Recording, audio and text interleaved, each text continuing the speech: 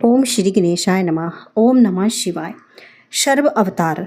नरसिंह अवतार के समय जब नरसिंह जी ने हिरण्याकशिपु को वध कर दिया तो भगवान शिव जी ने वीरभद्र से कहा कि तुम नरसिंह जी के क्रोध को शांत करो। शिव जी की आज्ञा पाकर वीरभद्र शांत रूप से वहां गए। वे श्री हरि से बोले, हे माधव, आपने संसार की भलाई के लिए और सुख शांति के लिए हेतु अवतार ग्रहण किया है। आप अविनाशी तथा सबके पालनहार हैं। आपने तो नरसिंह रूप में पृथ्वी का उद्धार करने के लिए हिरण्याकशिपु को मारा है। आपने जिस कार्य के लिए अवतार लिया है वे पूरा हो गया, इसलिए अब आप अपना रौद्र रूप शांत कीजिए। वीरभद्र की बात सुनकर वे क्रोध में ही बोले, तुम जहाँ से चले जाओ, मैं अब इस चराचर जगत का सर्वनाश करके छोड़ूंगा। यहाँ पर सब जगह मेरा ही शासन है, मुझ पर किसी का शासन नहीं है। मैं संहार करता हूँ, मैं सभी शक्तियों का स्वामी हूँ। विष्णु जी के आहार जुत वाणी को सुनकर वीरभद्र भी क्रोध में भर गया। वे बोला, क्या आप संसार के संहारकर्ता शिव जी को नहीं जानते? मैं आपके हित के लिए ही शिव जी के कहने पर ही यहाँ आया हूँ, परंतु ऐसा प्रतीत होता है कि तुम उनका तत्व ना समझकर अहंकारवश ऐसा कह रहे हो। इसलिए हे हरि, तुम शिव जी के अधीन हो। इस दैत्य को भी भगवान शिव की शक्ति से ही मारा गया है। दक्ष के यज्ञ में मैंने ही तुम्हारा सिर काटा था। तुम्हारे पुत्र ब्रह्मा का भी 5वां सिर का विच्छेदन मैंने ही काटा है। अब तक दोबारा वहाँ नहीं जमा, क्योंकि इन सब बातों को तुम भूल गए हो। आदि से अंत तक इस संसार में शिव जी की ही शक्ति फैली हुई है। नरसिंह, अब तुम अपना रूप शांत करो, नहीं तो मेरे क्रोध का वज्र अब तुम पर फूट पड़ेगा। जब वीरभद्र ने ऐसा कहा तो नरसिंह उस पर झपट पड़े। इससे आकाश में व्याप्त शिव जी का कठिन तेज सर्वत्र फैल गया। वीरभद्र ने नरसिंह को अपनी भुजाओं में इस प्रकार जकड़ लिया कि वे अत्यंत व्याकुल होकर छटपटाने लगे। तब वीरभद्र नरसिंह को लेकर आकाश में उड़ गए। भगवान शिव जी के वृषभ के नीचे डाल दिया। भगवान विष्णु छटपटाने लगे। सभी देवताओं के ऋषि मुनियों ने शिव जी की स्तुति की।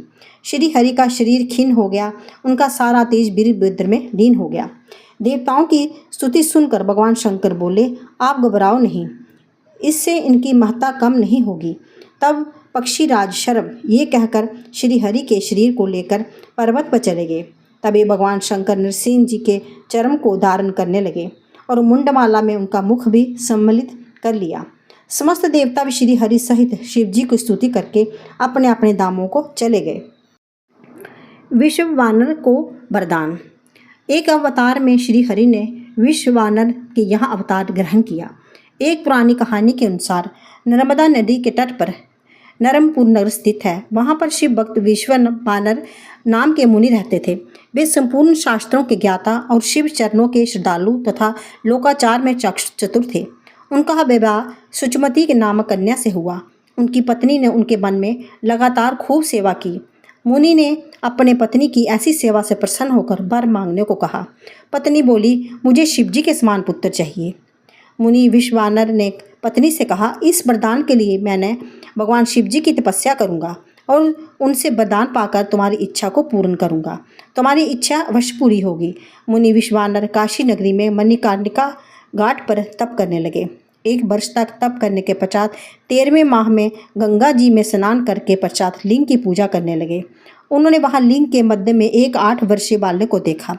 वे बालक बहुत ही सुंदर पीली जटा धारण किए, मुकुट लगाए नग्न अवस्था में था। वे बालक धीरे धीरे मुस्कुराता हुआ मुनि को देख रहा था। उस बालक की सुंदरता को देखकर मुनि के हर्ष की सीमा न रही। उन्होंने रोमांचित होकर बालक को प्रणाम किया, उसकी स्तुति करने लगे। स्तुति करने पर बालक ने मुनि विश्वानर से कहा, हे मुनिवर, तुम जो अपनी पत्नी सुचमती के पुत्र का विचार किया है वह अवश्य पूर्ण होगा। मैं ही उसके गर्भ में जन्म लूँगा, मेरा नाम ग्रहपति होगा। इस प्रकार मुनि को वरदान देकर बालक अंतर्ध्यान हो गया। मुनि भी शिव जी का स्मरण करते हुए प्रसन्न मन से घर को चले गए।